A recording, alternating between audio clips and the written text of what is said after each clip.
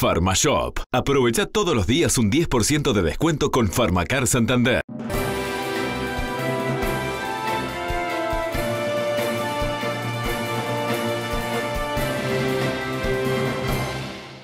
Señoras y señores, ¿cómo están ustedes? Muy buenas noches. El gusto de saludarlos. Bienvenidos a la edición central de Red Informativa. En una noche donde tenemos mucha información para compartir con ustedes a partir de este momento. El presidente de la República estuvo en Brasil con Jair Bolsonaro. Llegó esta noche a nuestro país, Luis Lacalle Pou, y habló en conferencia de prensa. Ya vamos a estar repasando los principales conceptos del mandatario en instantes nada más. Vamos a estar compartiendo con ustedes información que tiene que ver con el COVID-19 y el lamentable fallecimiento de una enfermera muy joven en esta jornada, la quinta víctima dentro de lo que es el personal de la salud desde el inicio de la emergencia sanitaria. Hay otros temas. Comenzó la investigación en Wuhan, por ejemplo, en China, por parte de técnicos y científicos de la Organización Mundial de la Salud para conocer el origen de esta pandemia. También lo que dejó el clásico en la jornada de hoy, empataron 0-0 Peñarol y Nacional en el campeón del siglo. Pero comenzando con el desarrollo de la información, yendo a los principales temas, vamos a repasar los números del COVID-19 esta noche. Se realizaron 7.829 análisis y se detectaron 548 casos. Tenemos que hablar de 11 personas que perdieron la vida en las últimas 24 horas. El número de víctimas mortales de esta manera ascendió a 464. Con los números de esta jornada, y es una de las noticias, podríamos decir, más alentadoras, además Rivera salió de la zona roja de acuerdo al índice de Harvard. Hay en estos momentos 5.931 personas cursando la enfermedad, 90 pacientes están internados en CTI. Pero además tenemos que agregar que se conoció esta noche que científicos aquí en nuestro país encontraron nuevas variantes, las brasileñas del SARS-CoV-2. Circula esto desde hace unas cuantas semanas en el sur del vecino país. Fue hallado en 4 pacientes. No se tratan ni de las cepas del Reino Unido ni de Sudáfrica, según informaron las autoridades en las últimas horas. No habría mayor preocupación porque no estamos hablando de una cepa que sea más agresiva, lo que sí es más transmisible. Más allá de estas informaciones, vamos a hablar ahora de lo que dejó el viaje del presidente de la República. Llegó esta noche a Montevideo, al Aeropuerto Internacional de Carrasco, destacó los puntos alcanzados con el país brasileño, con su presidente Jair Bolsonaro, en materia, por ejemplo, del Mercosur. Se habló de flexibilizar lo que son los acuerdos con países extrabloque. Vamos a compartir, esto era lo que decía Luis Lacalle Pou al arribo al aeropuerto de Carrasco. Cumplimos 30 años del Tratado de Asunción y el Mercosur tuvo sus cosas buenas y de las otras. Es momento de perfeccionar el instrumento, sobre todo porque el mundo en 30 años cambió muchísimo, lo que hace al comercio exterior, a las negociaciones multilaterales, bilaterales. Y si bien Uruguay sigue participando en un mercado muy importante en la región, sigue siendo uno de los mercados más importantes, también tenemos la necesidad de avanzar. Esto no lo ha dicho solo el gobierno actual, lo han mencionado otros gobiernos. Quizá no fue el momento de llevarlo adelante en otros tiempos. Y como hace pocos días nosotros escuchamos o leímos al presidente Bolsonaro en una misiva que le hacía extensiva al nuevo presidente de Estados Unidos. Hace pocos días el presidente Fernández hablaba de una posible negociación con China. Creemos que se está generando tierra fértil para ese viejo anhelo nacional que es participar del bloque, pero poder negociar con otros países. Eso es la flexibilización, que será por un tema de distintas velocidades o será una flexibilización pura. Fue uno de los 3 o 4 temas puntuales que conversamos informalmente con el presidente Bolsonaro, pero ustedes lo escucharon en la conferencia o en las palabras que dijimos en Brasil, estuvimos de acuerdo. Otra buena noticia es en lo que hace a la logística. Nosotros insistimos con la posibilidad de trabajar en 2 hidrovías, la hidrovía del Este, que es la de las lagunas, y la hidrovía del río Uruguay. Sobre esta, casi todas las obras son del territorio brasileño. Y Brasil está dispuesto a avanzar en una obra que no es muy onerosa y menos para el Brasil, y para nuestros productores del este sería muy importante para poder viabilizar a un menor costo las exportaciones. En lo que hace a la hidrovía del río Uruguay, desde el 2010-2011 que venimos hablando de este tema, obviamente es una obra básicamente uruguayo y argentina, pero en tanto y cuanto Brasil se pliegue es muy importante porque podemos ingresar varios kilómetros tierra adentro del Brasil. Lo que quedamos con el presidente Bolsonaro, que estuvo de acuerdo, tiene gente muy interesada en el sur de su país en este proceso, en este proyecto, es invitar al presidente Fernández a un estudio de prefactibilidad. Les cuento que en el día de ayer estuve reunido con la gente de la CAF y como sabíamos que íbamos a hablar de este tema, le pedimos a ver si había financiamiento para un estudio de este tipo, que obviamente hable de la viabilidad logística, económica y la ambiental para un proceso de este tipo, que como ustedes ya saben, entre otras cosas, sugiere un bypass a la represa de Salto Grande. Al presidente de la República se lo consultó esta noche allí en Carrasco sobre lo que es la flexibilización comercial y hacia dónde tendría que avanzar el Uruguay en ese sentido una vez que haya un acuerdo a nivel del bloque. Recordemos que las decisiones se toman por consenso en el Mercosur y ya se anuncia incluso una posible reunión de mandatarios allí en Fox de Iguazú para avanzar también en estos temas que se tocaron hoy con el presidente de Brasil. Pero el mandatario de nuestro país dijo que hay que negociar con todos, tanto con China como con Estados Unidos. Primero vamos a avanzar con prudencia, ¿tá? Y a veces uno es un poco austero en los conceptos, justamente porque si queremos que el consenso entre los países se produzca, no podemos andar garganteando con cosas que no corresponden. Naturalmente nosotros sabemos dónde van nuestros productos. Naturalmente nosotros sabemos dónde esos productos pagan aranceles. Es claro dónde tenemos que tener el foco. Es claro dónde ha habido una corriente creciente de nuestros productos y es claro además que esos mercados se van agrandando y necesitan más de nuestros productos. Y con otros países que producen lo mismo que nosotros estamos en franca competencia desleal porque esos países no solo están más cerca de esos mercados, sino también no pagan aranceles. Entonces nosotros hemos hablado más de una vez de acercar posiciones con China, como puede ser con Estados Unidos. ¿Por qué? Porque a veces uno cree que hay una falsa dicotomía de que está cerca de Estados Unidos y lejos de China o a la inversa. Nosotros estamos cerca de todo el mundo que nos quiera comprar.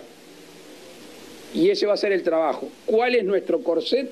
Es el Mercosur, al cual pertenecemos, el cual nos agranda, nos fortalece, pero tenemos que movernos con un poco más de tranquilidad y por eso el concepto de flexibilización es fundamental al momento de diplomacia presidencial o la tradicional del ministerio en cualquier otro lugar del mundo. Uruguay no se mueve por afinidades ideológicas, dijo el presidente esta noche en Carrasco. Luis Lacalle Pou dijo a todo esto que hay que cuidar y observar de cerca lo que son las relaciones personales. Recordemos una frase que debería ser la frase de cabecera de los jefes de Estado y de los diplomáticos, la frase de Lord Palmerston.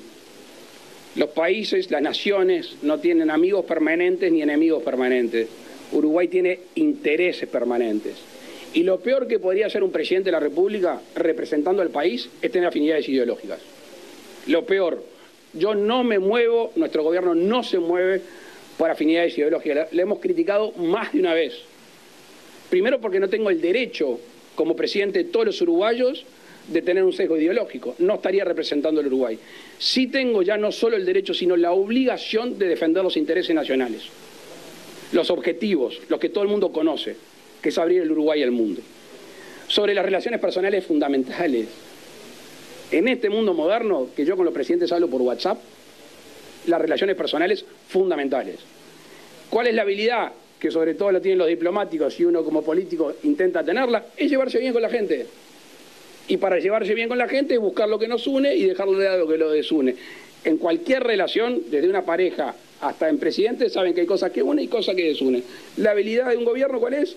Buscar las cosas que nos unen y conseguir cosas para el país. También se manifestó no muy optimista en que avance el acuerdo Mercosur-Unión Europea.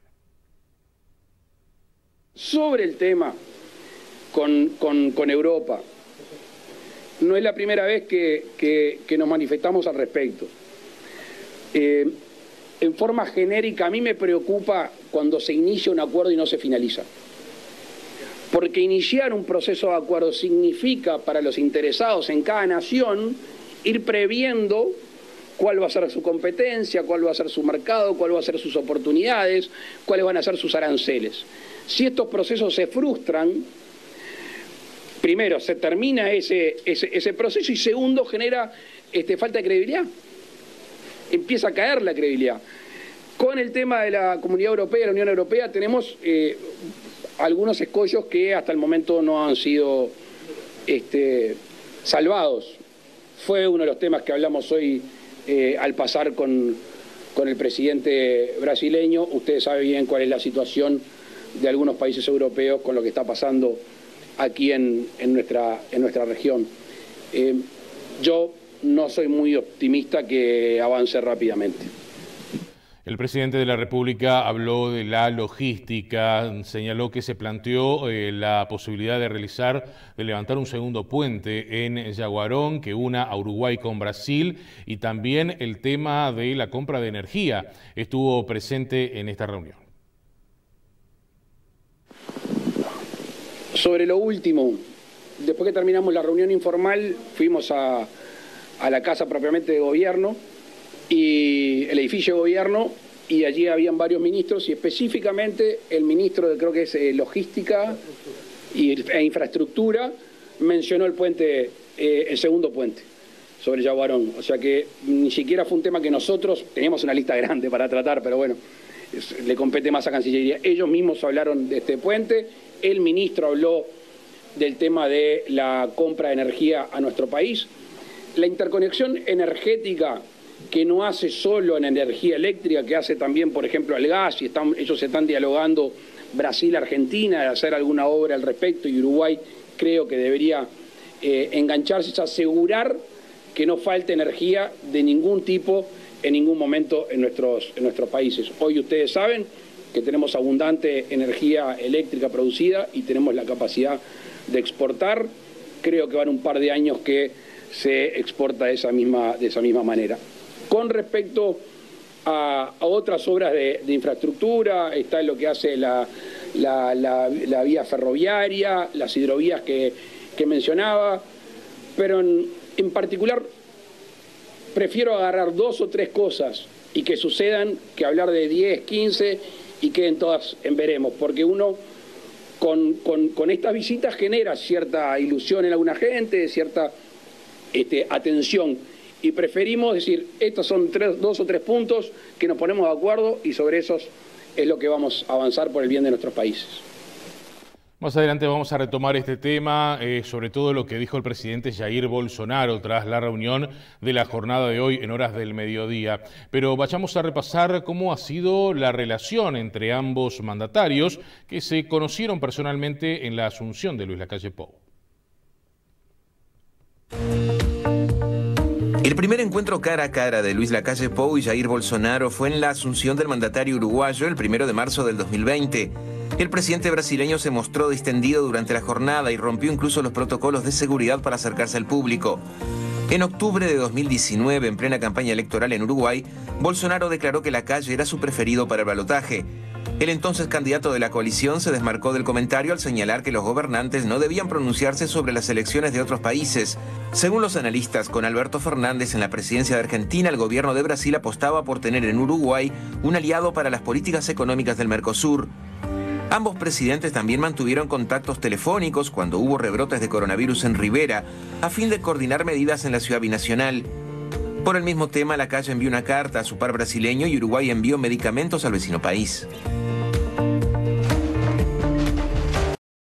Vamos a seguir adelante ahora con otras informaciones en esta edición central. Les comentábamos al inicio, falleció una enfermera de 32 años, víctima de COVID-19 aquí en nuestro país. Se desempeñaba en el Hospital de Clínicas, también en el CTI del Policial, donde se encontraba internada hasta el día de hoy.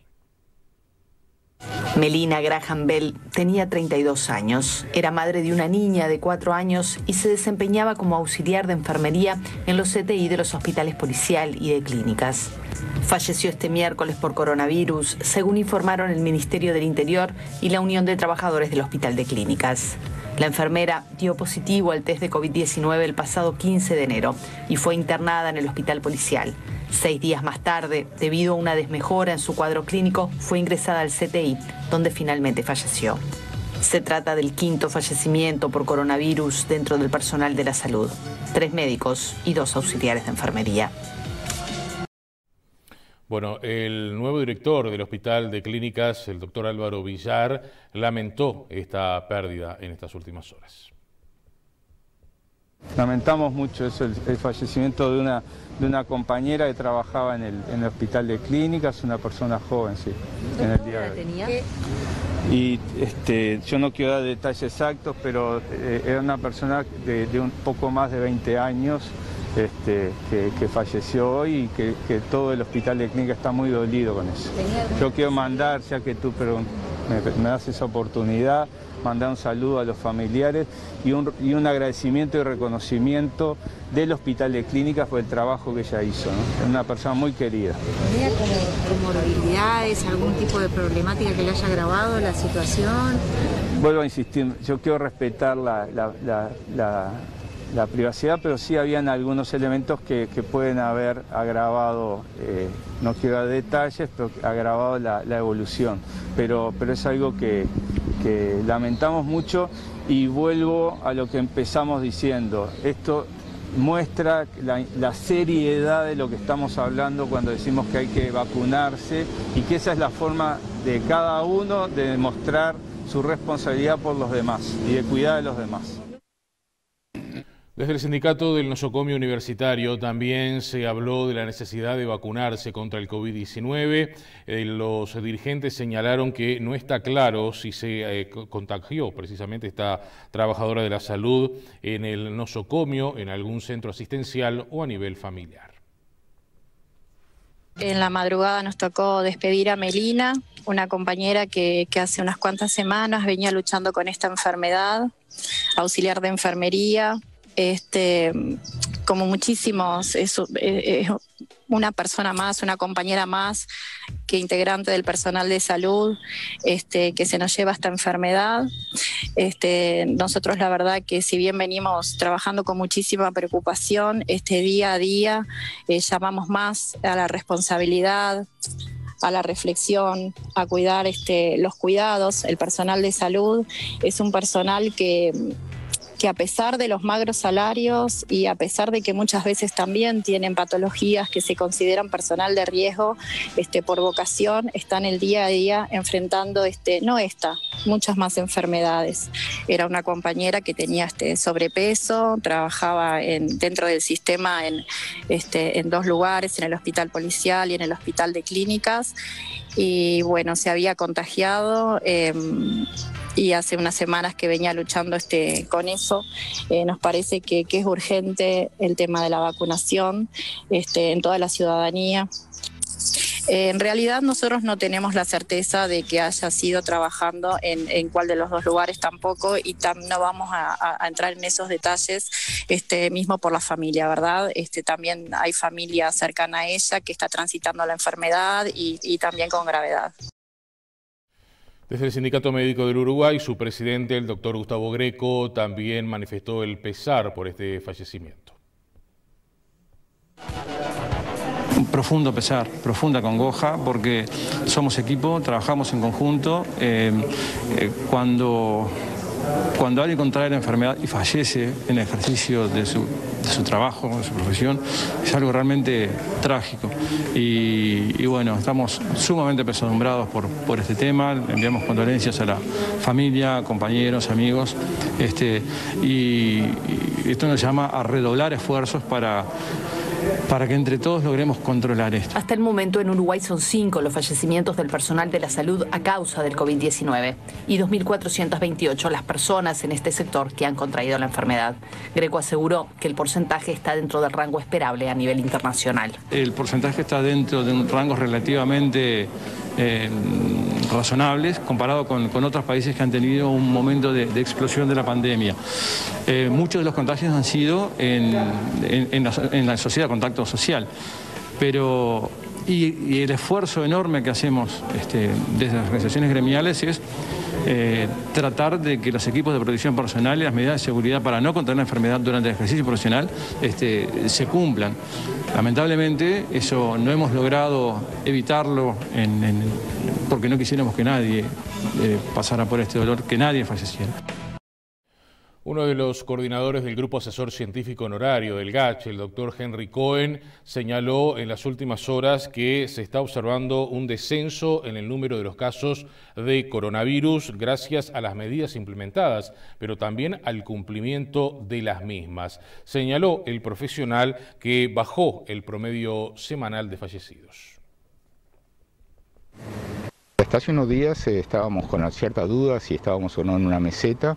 Indudablemente ahora creo que sí que estamos, y además estamos viendo en la última semana decrecer el número de casos en el país. Hemos visto también cómo estamos saliendo, el país entero salió del rojo. En este momento anoche teníamos solo un departamento, que es el de Rivera, en rojo, pero muy cerca de salir si las cosas marchan bien en estos días. Seguimos con un número que no queremos de fallecidos, pero también ha bajado el promedio semanal. Y bueno, esperemos que esta situación que estamos observando en los últimos 10-12 días se mantenga a la baja y que Uruguay pueda estar más cómodo y llegar a lo que solicita el GACH, que es llegar a la zona amarilla alrededor de 200 y pico de casos por día, en el momento en el cual nos sentiríamos mucho más cómodos. ¿Por qué entienden que se dio esta situación? Bueno, por la suma de medidas que se han tomado, primero del Gobierno Nacional, como por ejemplo el cierre durante más de un mes de las fronteras, incluso para los uruguayos, la disminución de los horarios en el sector gastronómico, y otras medidas, y sobre todo por el cumplimiento de los uruguayos de las medidas sobre las cuales se viene insistiendo desde el principio de este proceso, que ya lleva en Uruguay, pronto va a llevar un año, falta relativamente poco. Y bueno, siempre el final de la historia es lo que cada persona cumpla y lo que respete al prójimo para cuidar a sí mismo y cuidar al otro. Si todos cumplimos de esa manera, las cifras van a seguir bajando.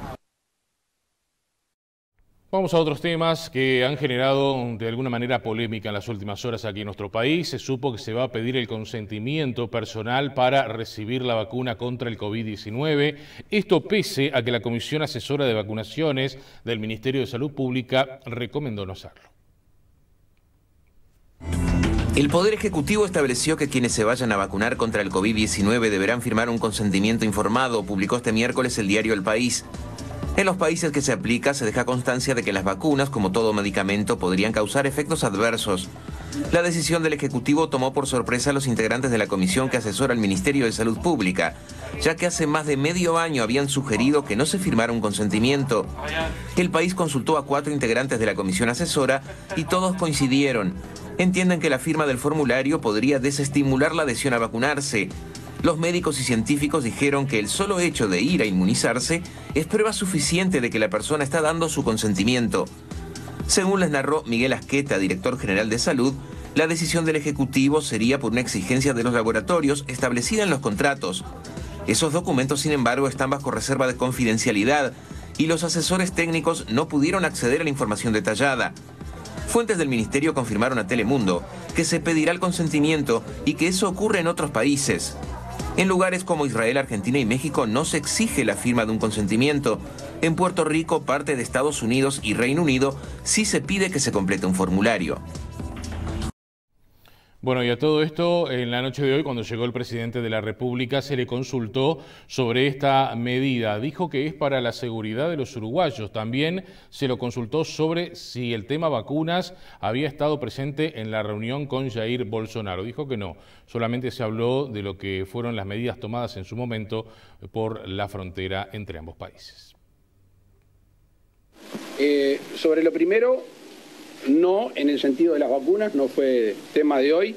Sí repasamos lo que tuvimos que hacer hace ya unos meses en Rivera y Santana, recordarán ustedes que se puso en práctica un tratado de hace algunos años con respecto al consentimiento. En realidad lo que los uruguayos o el gobierno uruguayo está tratando de dar tranquilidad a la gente para que se vacune, y en caso de tener que reclamar, ese consentimiento sirva para reclamar aquí en nuestro país al gobierno uruguayo.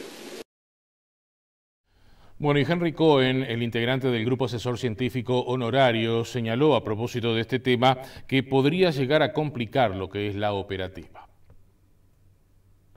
El consentimiento informado es una ganancia que ha tenido el sistema médico en los últimos años, que lo que busca es proteger al paciente. Hoy no se concibe un paciente que se vaya a operar o, en mi especialidad, hacer una endoscopía sin que se le proporcione con tiempo un consentimiento informado, que tenga tiempo de leerlo, que tenga tiempo de preguntar y luego, cuando está convencido que se lo quiere hacer, lo firme. Claro, pero no ocurre con otras vacunas, por ejemplo, por eso... Llevado a las vacunas, no es mi tema, no conozco además la resolución a la cual ustedes hacían referencia. Puede complicar la operativa probablemente, y ese sería quizá un motivo para no aplicarlo en este caso, pero el consentimiento informado es algo que los eticistas nos han enseñado la importancia, y en otras aplicaciones de la medicina es muy pero muy importante. Habrá que analizar en la situación concreta de la vacuna cuánto se gana, cuánto se pierde, y la opinión de los eticistas me parece fundamental. Dice que eso podría desestimular a que la gente se vacune. Bueno, a ver, yo ahora voy a mi consultorio, veo a un paciente, le digo que se haga una endoscopía y le van a dar el consentimiento informado, y puede desestimularlo también, pero también puede estimularlo, porque va a decir, qué bueno, yo sé a qué me voy a someter, qué es lo que me van a hacer. Sé perfectamente bien y tengo la posibilidad de, a la persona que me lo presenta, que puede ser un médico, puede ser una enfermera, alguien del personal, del equipo de salud, puedo hacerle todas las preguntas que sean necesarias. A veces están online y la persona lo puede ver antes, no lo tiene por qué ver. Más es deseable que lo vea antes para que lo pueda estudiar en profundidad y sacarse todas las dudas que tenga. Lo importante para mí como concepto es que todos los uruguayos sepan bien cuáles son los beneficios y los eventuales riesgos de vacunarse y puedan tomar su propia decisión, firmándola o no, pero su propia decisión, que para mí personalmente es favorable. Creo que los riesgos son mucho menores que los beneficios de vacunarse, y como le he dicho muchas veces frente a colegas de ustedes, yo me voy a vacunar y voy a recomendar a mi familia que se vacune. Señores, es tiempo de hacer la primera pausa. Vamos a venir en instantes nada más con lo que dejó el clásico de esta noche en el campeón del siglo. Empate 0-0 fue el encuentro. Vamos a repasar las principales jugadas. También vamos a estar compartiendo con ustedes información del departamento de Rivera, donde se ha flexibilizado algunas medidas. Les decíamos más temprano, una buena noticia: el departamento salió del nivel rojo, era el único que quedaba. Vamos a venir con este tema, también lo que dijo Jair Bolsonaro tras reunirse con Luis Lacalle Pou, el presidente de nuestro país, en el mediodía de Brasilia. Venimos en instantes.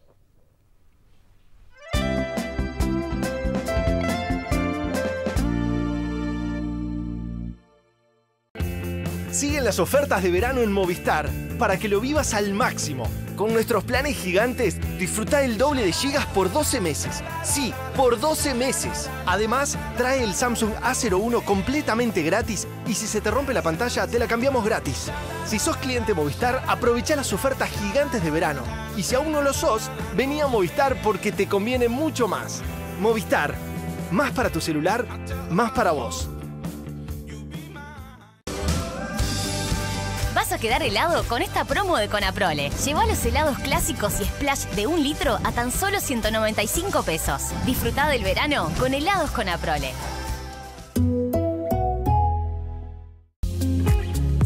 ¿Soñás con vacaciones en una playa con aguas turquesas y palmeras? Entonces, vení a Solanas a conocer Solanas Crystal Beach. Te vas a sorprender. Hoy más que nunca, el Caribe está en Solanas. Vení a disfrutarlo en familia. ¿Por qué nos hacemos el daño que nos hacemos, ¿no? ¿Por qué me hice el daño que me hice? Soy una mujer rural y hace ya unos años tengo un emprendimiento textil. Sin duda, con 140 kilos, imposible el estar haciendo el trabajo que hoy hago. Me ha cambiado muchísimo la vida, muchísimas más oportunidades, tengo una energía que antes no tenía.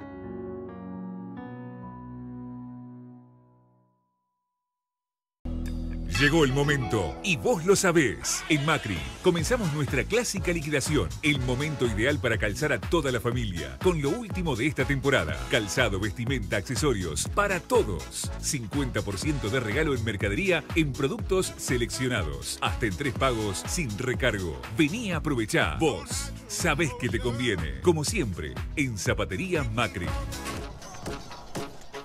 Ahora, los jugos con Aprole tienen precios nunca vistos. Encontrá todos los jugos con Aprole de 1 litro a 76 pesos y los de 250 mililitros a 29 pesos. Refrescate con los jugos más ricos.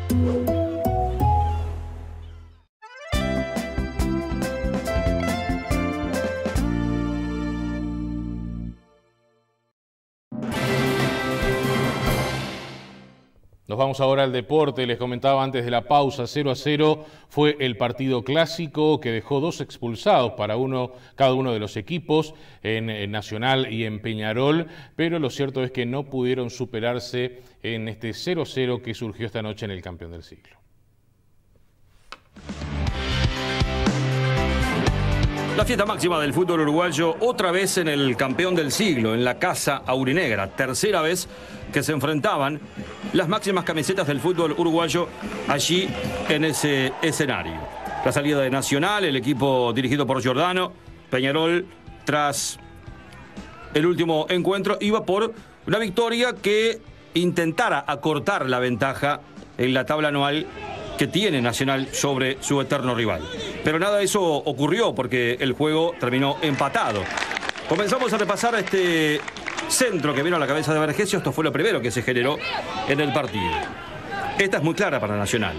Llega Ocampo, la cambia de pierna, se saca de encima a Formiliano y si no es por Dawson, Nacional festejaba el primero en el campeón del siglo. Pero Peñarol también tuvo sus chances. Aquí está Trindade llegando, cabeceando y por poco Terán no marca el gol para Peñarol.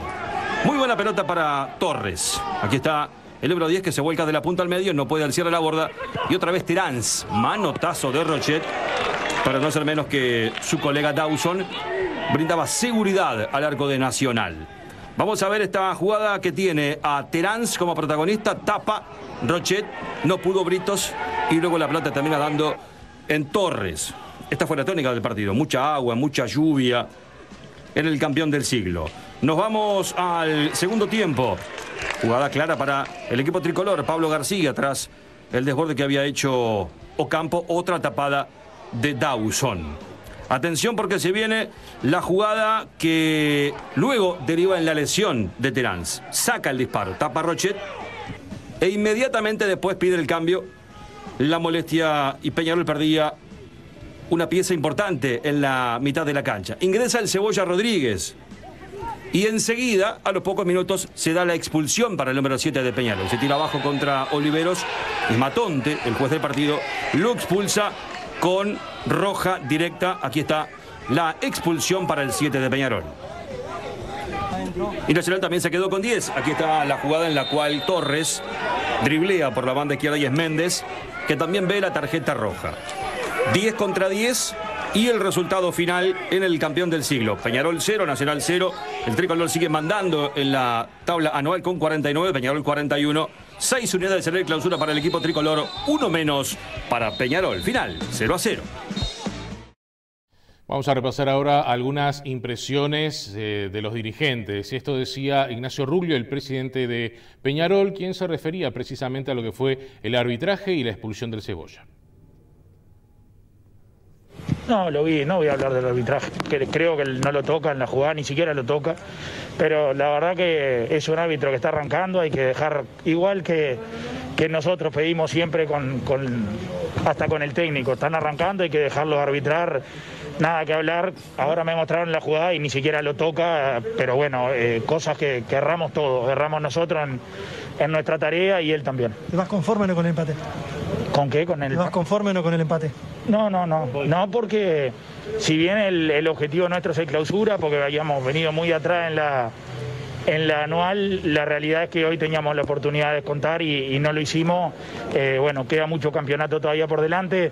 Me voy conforme en la actitud, me voy conforme en que se está intentando jugar a lo que Mauricio quiere y entrena. Lleva 25 días de trabajo, hay que dejarlo trabajar. El equipo sabe a qué juega, cuando se siente presionado baja y se defiende y se rearma. Creo que hay trabajo y bueno, cuando hay trabajo las cosas tarde o temprano llegan. ¿Qué punto destacás hoy de Peñarol? ¿Qué punto destaco? La solidaridad de todo, en correr todo el partido, eso lo destaco porque es lo que en Peñarol no se puede resignar, es decir, acá este club es para correr cuando las cosas se complican, ahora bajé a agarrarlo uno por uno, de eso siempre es lo que no nos puede faltar, lo otro se agarra con el tiempo de trabajo. Ahí está, ¿qué le falta a Peñarol? Trabajo, falta... Lleva 25 días el nuevo técnico, es un plantel que a él no lo pudo tocar ninguna incorporación, es un periodo de pases muy raro esto, agarró el equipo que tenía, lo rearmó, el equipo se entendió con él con el equipo, en los aromos hay mucho trabajo, mucho respeto, mucha humildad y es el camino para lograr las cosas, quiere decir que lo que le falte nos lo va a dar el tiempo. ¿Cómo lo es el equipo para el clausura desde el punto de vista matemático, ¿no? Porque ya se perdieron puntos en la primera, en la segunda y en esta fecha. Sí, todos los equipos están perdiendo puntos, así que nosotros tenemos que estar concentrados nosotros, saber que no vamos a estar satisfechos con este empate, saber que no quedamos satisfechos con el empate de Cerro, que nos dolió muchísimo lo de Defensor, que ganamos en Danubio y así hay que seguir, queda mucho campeonato por delante, quedan un montón de fechas y si seguimos ordenaditos se nos va a dar. ¿Hablaste con el Cebolla sobre la expulsión? No es momento para hablar.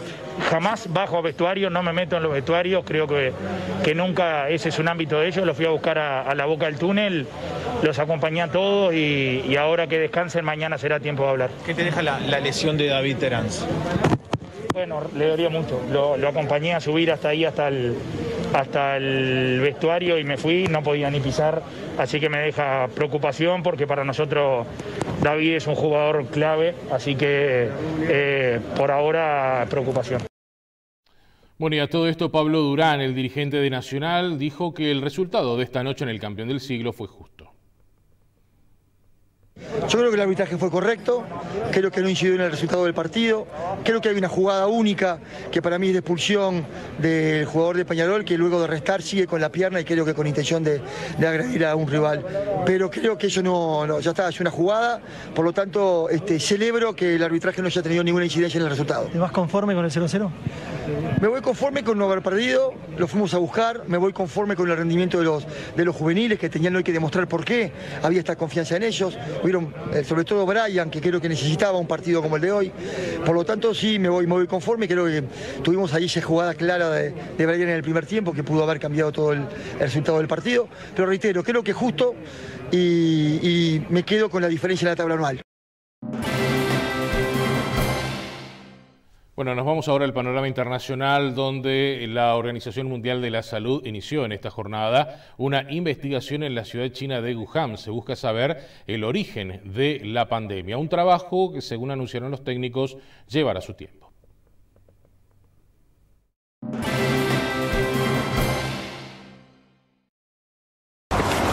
Los 14 expertos internacionales de la misión de la Organización Mundial de la Salud recorrieron este miércoles el Instituto de Virología de Wuhan y su laboratorio de máxima seguridad biológica. El jefe de la misión, el danés Peter Ben Embarek, confirmó al diario oficial Global Times que los científicos internacionales visitaron el laboratorio donde, según las acusaciones del anterior gobierno estadounidense, se originó el virus. Uno de los integrantes del equipo dijo a la cadena Sky News que están realmente progresando tras haber obtenido datos que nadie ha visto antes.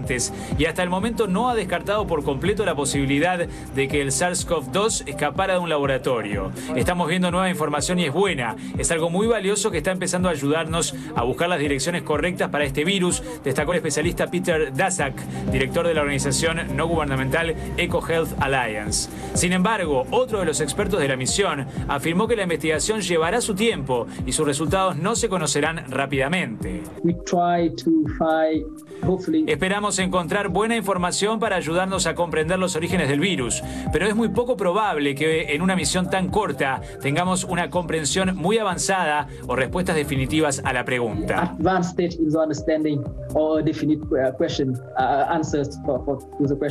La misión de la OMS es un tema sensible para China, que niega ser responsable del estallido de la pandemia en 2019 y tardó más de un año en autorizar la visita de los expertos internacionales.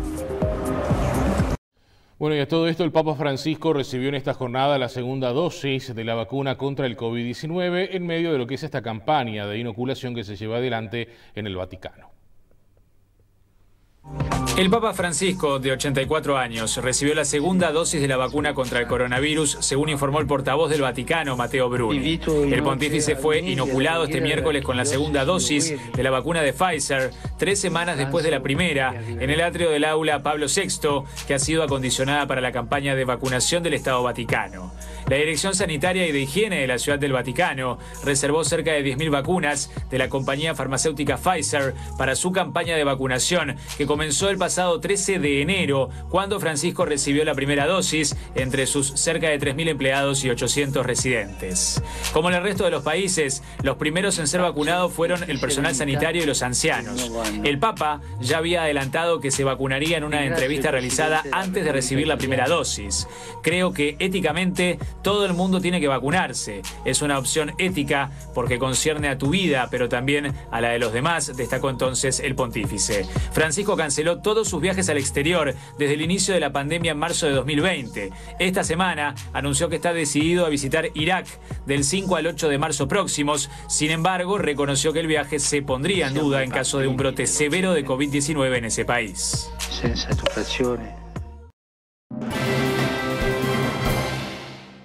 Bueno, vamos a retomar ahora la información que tiene que ver con la cumbre celebrada hoy en Brasilia, en el Palacio de la Alborada, donde se reunieron el presidente Jair Bolsonaro y el presidente de nuestro país, Luis Lacalle Pou. Habló el mandatario brasileño, lo hizo no solamente él, sino parte de su equipo de gobierno, destacando los avances de este encuentro.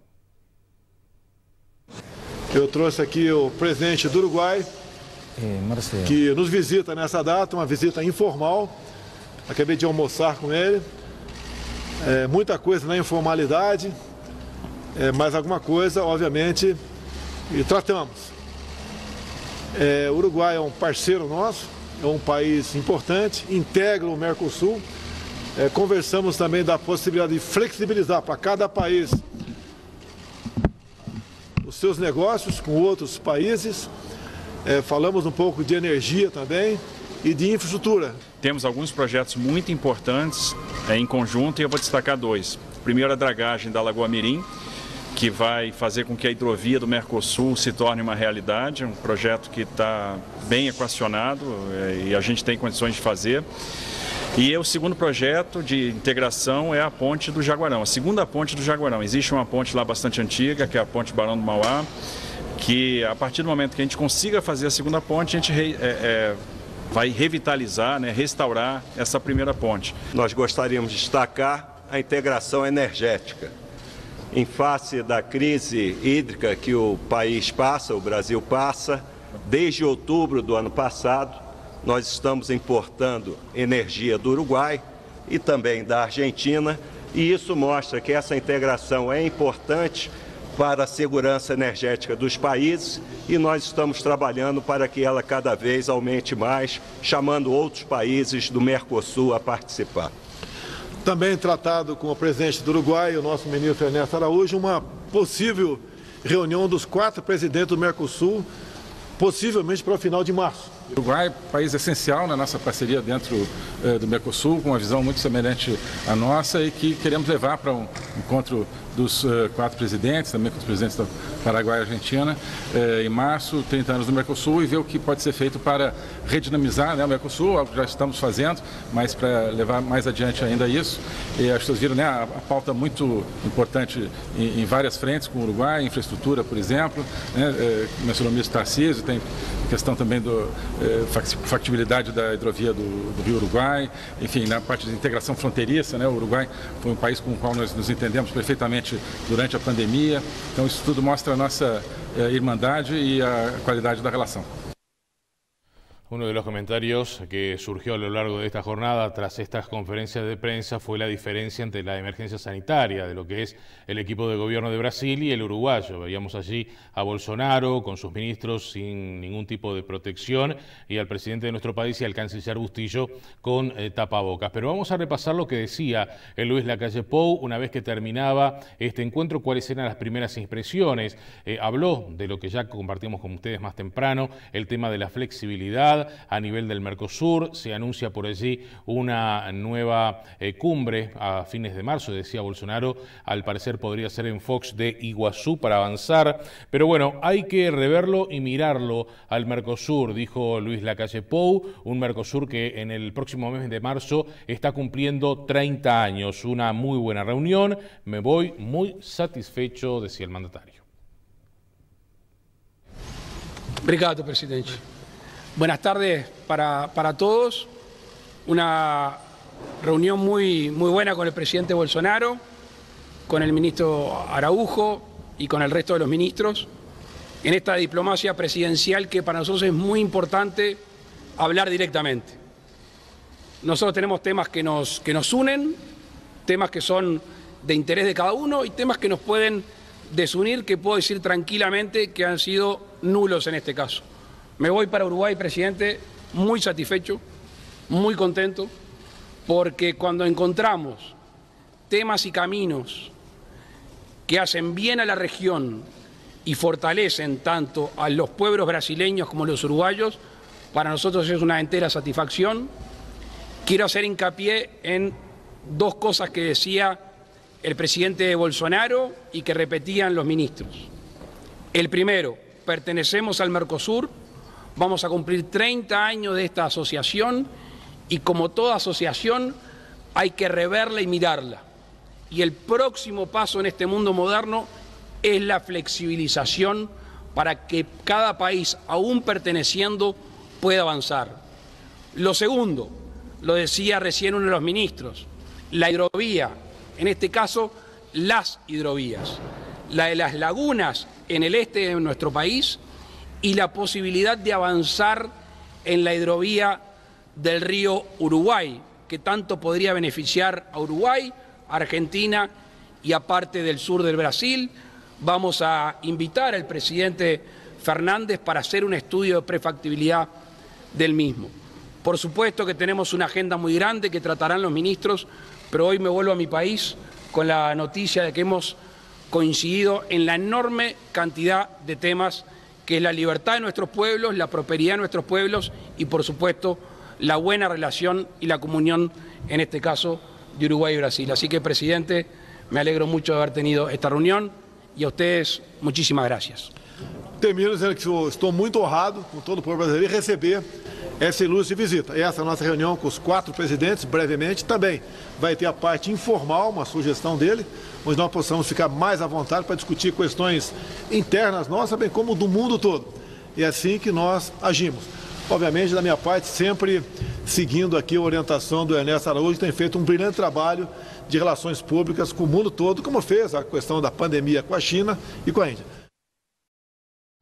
Bueno, vamos a la frontera con Brasil. Les comentaba más temprano que según los últimos datos del SINAE, Rivera salió del nivel rojo del índice Harvard, esto debido al descenso de casos que se viene registrando. Precisamente, más temprano allí en el departamento, las autoridades sanitarias anunciaron una flexibilización de las medidas a raíz de este descenso de casos, lo que tiene que ver con los eventos religiosos, también la autorización para los gimnasios y las canchas de fútbol. Estamos en condiciones de denunciar nuevas medidas muy favorables en relación a la reactivación de distintas áreas. En el área deportiva se realizará la apertura de los gimnasios, aperturas de las canchas de fútbol 5, fútbol 7 y fútbol 11, con todos los protocolos sanitarios en relación a esta actividad, que básicamente insistimos en que no se usen los vestuarios, sin la presencia de públicos, sin el funcionamiento de las cantinas, uso de tapaboca luego de finalizada la actividad deportiva y evitando fundamentalmente la aglomeración y las reuniones luego de terminado el evento deportivo. En relación a los centros religiosos, amerita una mención especial. En estos últimos días se ha hablado mucho en el medio y nosotros, y cuando digo nosotros decimos la Departamental de Salud, la Intendencia, los equipos fiscalizadores de la Intendencia y el Ministerio del Interior, lejos de tener la intención de enfrentar a los centros religiosos, a pesar de que algunos no se ajustaron a las medidas, prácticamente el 98% de los centros religiosos no tuvieron este tipo de actividad, pero los que tuvieron, nosotros nos hicimos presentes en forma responsable, tratando de dirigir las medidas para proteger al resto de la comunidad. En ese sentido fue que desplegamos esta actividad. En dichos centros religiosos, al día de hoy, podemos anunciar la apertura, la actividad presencial en estos centros, indudablemente cumpliendo todas las medidas sanitarias que manejamos y con una activa actividad de fiscalización en los mismos. Venimos luchando para salir del rojo. Esto lo dijo más temprano el intendente de Rivera, Richard Sander. A su vez anunció e informó que hay 3 alojamientos de personas que llegan desde el exterior e ingresan al país por Rivera. Que venimos luchando para salir del rojo y estamos muy cerquita de hacerlo. Estábamos ayer en 26 punto algo, estamos muy cerquita de bajar de 25. Con el esfuerzo de todos los vecinos de Rivera y con el gran trabajo de toda la parte de salud y de todos quienes los colaboramos desde el SECOED para que esto sea realidad, ¿verdad? Le agregamos otro problema al departamento de Rivera. Esos migrantes que son positivos también contabilizan positivos en los números de Rivera de COVID. Y tenemos toda una logística de alimentación, de desplazamiento de ellos a los centros. Hoy están en 3 lugares diferentes alojados, ¿verdad? En una chacra afuera, estuvieron en el Club Ñapirú, estuvieron en algunos hoteles, hoy están en una residencia acá en el centro de la ciudad de Rivera, que pertenece a un sindicato, y vamos a seguir trabajando. En las carpas apareció una posibilidad hoy de colocarlas en un predio allí por Bernardino Freitas. Lo va a ir a evaluar la gente del Ejército, que son quienes hoy tienen las carpas en su poder y quienes son las que las van a armar. Y bueno, en ese local también hay un tema de seguridad porque es del Ministerio del Interior quien está a cargo de ese terreno. Y bueno, ojalá lo podamos hacer ahí y ojalá también no tengamos que utilizar las carpas, que podamos generar un sistema que queremos hacer con el Gobierno Nacional de encapsular y a los que son hisopados negativos enseguida mandarlos hacia Montevideo, que es el destino a donde quieren llegar a Uruguay, ¿verdad? Y en los casos positivos, bueno, buscar también una salida de, como se hizo en algún momento, de trasladarlos en ambulancias y que lo reciban en Montevideo, porque en realidad esos migrantes o esos refugiados no se quieren quedar en Rivera. El presidente nos pidió que afináramos los números, lo estamos haciendo, todo lo extra que hemos venido gastando lo estamos armando, y en la semana que viene probablemente estemos elevando una carta al gobierno detallando todos esos gastos y ver cómo podemos participar en el Fondo COVID, que fue lo que le planteamos junto al intendente de Salto, Andrés Lima, y al intendente y presidente del Congreso de Durazno, Carmelo Vidalín. Nos vamos al departamento de Artigas, donde el director departamental de salud anunció que se van a instalar 2 puestos de vacunación en el departamento y en una primera etapa se van a inocular a unas 1.800 personas, dijo Marcos Leonardi. Y acá en Artigas, para la primera etapa de vacunación, tenemos 2 centros, uno en el hospital local, en La Lucha, y otro en Belloñón. Personal de salud, si se vacuna en su totalidad, serían 1.800 personas aproximadamente.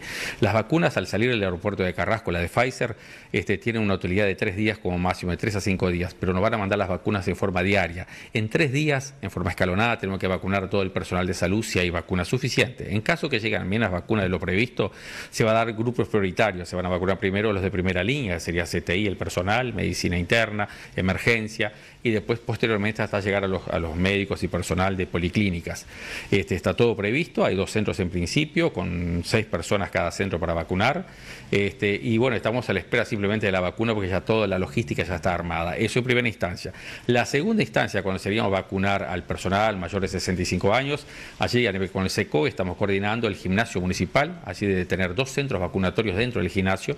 Entonces tenemos un lugar amplio, espacioso, ventilado, cerrado, donde hay entradas y salidas independientes, donde días de lluvia como hoy pueden vacunarse igual porque están bajo techo, y tenemos hasta lugar para espacio en las tribunas para las personas esperar, que tienen que esperar 15 minutos después de la inmunización por alguna eventual reacción alérgica, y estar cerca de un centro hospitalario, que allí tenemos una emergencia médica móvil a pocos metros. Doctor, el tema de las personas en el interior, Artigas es amplio y hay muchos lugares, muchos pueblos. ¿Cómo se va a llegar a esas personas o cómo las personas van a llegar a la vacuna? Ahí la segunda etapa, como decíamos, nosotros en primera instancia tienen que venir las personas. La primera etapa, equipo de salud y los LP en los hogares de ancianos. La segunda etapa se va a centros vacunatorios y las personas tienen que venir hasta acá porque es importante que esté cerca de un centro hospitalario por las posibles complicaciones. No va a ser como una campaña de vacunación como la de la gripe. Esta es diferente, dado que es una vacuna, bueno, que es nueva y hay que estar lamentablemente dentro o cerca o tener una emergencia médica móvil a la orden, que en el interior profundo no lo tenemos. Vamos a repasar la cotización de las principales monedas al cierre de la jornada cambiaria. Dólar 41.25 a la compra, 43.65 a la venta. Euro 48.42, 53 pesos. Real 7 y 9 pesos. Peso argentino 0.05, 0.55. Unidad indexada 4.778. Unidad reajustable 1.291,77. Tiempo de hacer la última pausa. Venimos en instantes.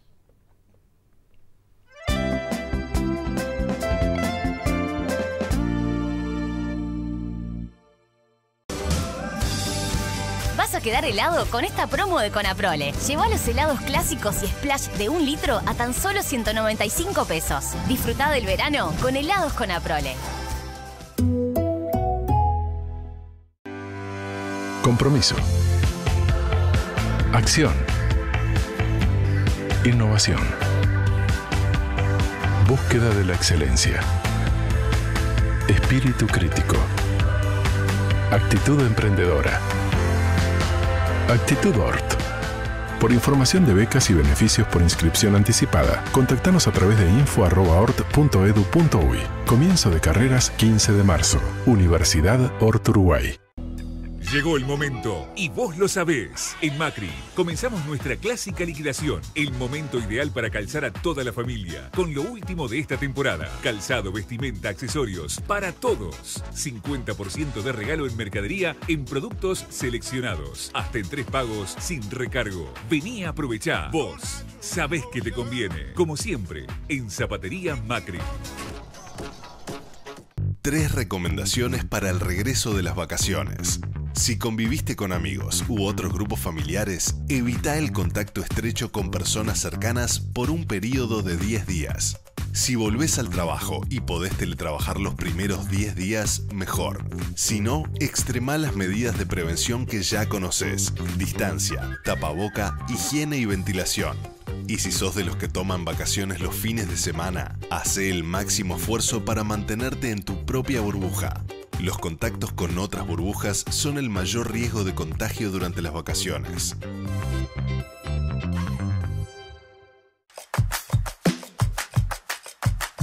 De pago en pago vamos andando, de pago en pago la conocí. De pago en pago, yerba, claro que sí. Distribuye Botica del Señor. La vida no es tuya, salís a la calle y caminas mirando al suelo. Haces cualquier cosa por evitar a la gente, por esconderte del mundo. Cuando le iba a abrazar llegaba acá, no podía tocarme las manos. Ahora pues así. Esta era yo. Los grupos son todo, son tu contención, tu motivación. Esta vida sí es mía, ahora sí soy yo. Me quiero, me gusto. El éxito de los grupos de adelgazamiento ahora también lo podés lograr por internet. No tenés ni que moverte de tu casa. Ahora no hay excusas. Llame o envíe un mensaje para recibir más información. Comunícate por WhatsApp.